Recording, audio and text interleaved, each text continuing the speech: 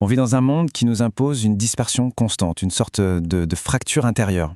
Et face à ça, il existe une réponse très ancienne, une voie pour retrouver l'unité de l'être. C'est l'anthropologie spirituelle du mont Athos. On va plonger ensemble dans cette sagesse millénaire. Cette phrase, elle décrit une expérience que tout le monde connaît, je pense. Être tiré dans 1000 directions à la fois, bombardé d'infos, jongler avec des rôles. C'est ce sentiment, au fond, de perdre son centre, de ne plus vraiment habiter une unité intérieure, mais de vivre un peu en périphérie de soi-même. La tradition avonitate, elle, ne voit pas ça comme un simple petit inconfort psychologique, non. Pour elle, c'est une véritable pathologie spirituelle. C'est le diagnostic qu'elle pose sur notre condition moderne.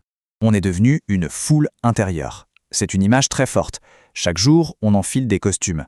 Le professionnel, le parent, le consommateur. Et cette existence, qui est entièrement projetée vers l'extérieur, finit par atrophier notre vie intérieure. Nos facultés profondes, au lieu de travailler ensemble, elles entrent en conflit. Et cette fragmentation, elle nous touche à tous les niveaux. D'abord, notre esprit profond, ce qu'on appelle le nous. Notre capacité d'attention pure, il se noie dans le bavardage incessant de nos pensées. Ensuite, notre âme, la psyché. Elle est esclave de nos passions, de nos émotions qui partent dans tous les sens. Et puis enfin, notre corps, le soma, qui est réduit à un simple outil, complètement déconnecté du reste. Et là, on touche à une distinction qui est absolument fondamentale. Le drame de l'homme moderne, c'est de s'identifier complètement à sa dianoïa, c'est-à-dire ce flot de pensées analytiques qui change tout le temps. En croyant qu'il est ses pensées, il perd le contact avec le nous, cette faculté d'attention pure, cet œil du cœur qui, lui seul, peut vraiment nous unifier. Bon, face à ce diagnostic un peu sombre, la tradition hésicace propose une voie de guérison. Et attention, ce n'est pas une philosophie, c'est un chemin de retour très concret, une pratique, la descente de l'intellect dans le cœur. Quand on parle du cœur ici, il faut complètement oublier l'image romantique ou sentimentale. Dans cette tradition, le cœur, c'est le centre de l'être. C'est le point de rencontre, là où le corps, l'âme et l'esprit peuvent enfin s'unifier. C'est le lieu de la présence à soi et au monde. L'exercice central, c'est donc cette descente. Il s'agit de ramener l'attention, de la faire passer de la tête, qui est le siège du chaos mental, vers le cœur, notre centre ontologique. Et là, l'intellect n'est plus une source de bruit. Il devient comme un gouvernail qui peut diriger notre existence intérieure et calmer la tempête des pensées. L'outil principal pour y arriver, c'est la prière de Jésus. C'est ce qu'on appelle une prière monologique, une seule phrase qu'on répète encore et encore. Le but, ce n'est pas du tout la répétition mécanique, mais de focaliser l'esprit qui est complètement dispersé pour l'unifier dans le silence du cœur. Pour bien comprendre ce chemin, l'histoire d'un pèlerin russe est parfaite. Son expérience nous montre un tournant. Un moment crucial où la pratique spirituelle se confronte à la dure réalité de la vie. C'est vraiment le moment où tout bascule. Au début de son voyage, tout est lumineux pour ce pèlerin. La prière devient pour lui une source de joie incroyable, une douceur qu'il peut sentir, qui l'enveloppe tout le temps. Il est persuadé d'avoir trouvé le trésor, une méthode infaillible qui le comble de bienfaits. Et puis, le choc, la violence, brutale, soudaine. En pleine paix intérieure, il se fait agresser, battre, laisser pour mort. La réalité la plus crue fait irruption dans son extase spirituelle. Mais le vrai drame, il le découvre en se réveillant. Son sac a disparu, bien sûr, mais surtout ce qu'il y avait dedans, sa Bible et sa philokalie. Tous les supports tangibles de sa pratique se sont envolés. Et là, il comprend. Son trésor n'était pas encore en Dieu. Il était dans ses livres, dans le plaisir qu'il en tirait. Il est complètement anéanti. Le sens de cette épreuve terrible, il lui est révélé dans un rêve. Son maître spirituel décédé vient lui expliquer.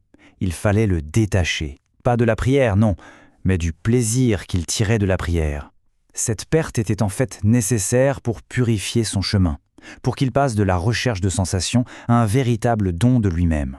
Cette épreuve, elle le force à abandonner une pratique qui était surtout intellectuelle, nourrie par ses lectures, pour découvrir une pratique vraiment incarnée. Et c'est là que le rôle du corps devient absolument central. Contrairement à beaucoup de spiritualités qui peuvent mépriser le corps, l'hésiasme, lui, le considère comme essentiel. Le corps n'est pas une prison dont il faudrait s'échapper, c'est un temple. C'est une ancre qui empêche l'esprit de se perdre dans les illusions du mental. Et cette vision, elle vient d'une théologie très profonde. Le corps est le temple du Saint-Esprit. Il est appelé lui aussi à participer à la vie divine, à être transfiguré avec l'âme. Ce n'est pas un obstacle, c'est un partenaire indispensable sur ce chemin. C'est pour ça qu'on utilise des techniques psychosomatiques. La posture, souvent un peu courbée, aide à se retirer des distractions extérieures. Le fait de ralentir sa respiration, ça calme l'agitation mentale et ça nous ancre dans le présent. Et l'invocation, rythmée sur ce souffle, permet d'unifier l'intellect, le cœur et le corps en un seul et même acte de présence. Alors, après cette épreuve et avec cette pratique qui est maintenant devenue incarnée, quel état intérieur émerge. Une unité bien plus profonde qui ne dépend plus ni des livres, ni des consolations que l'on peut ressentir. Les fruits de cette unification sont très concrets.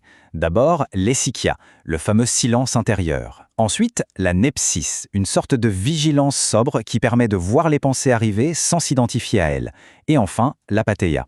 Attention, ça ne veut pas dire apathie, au contraire. C'est la libération de la tyrannie des passions, ce qui rend enfin possible un amour authentique et désintéressé. Il faut bien comprendre que le but ultime de tout ça, ça dépasse de très loin les objectifs de développement personnel. Le but n'est pas de réparer ou de renforcer son ego, mais de le transfigurer.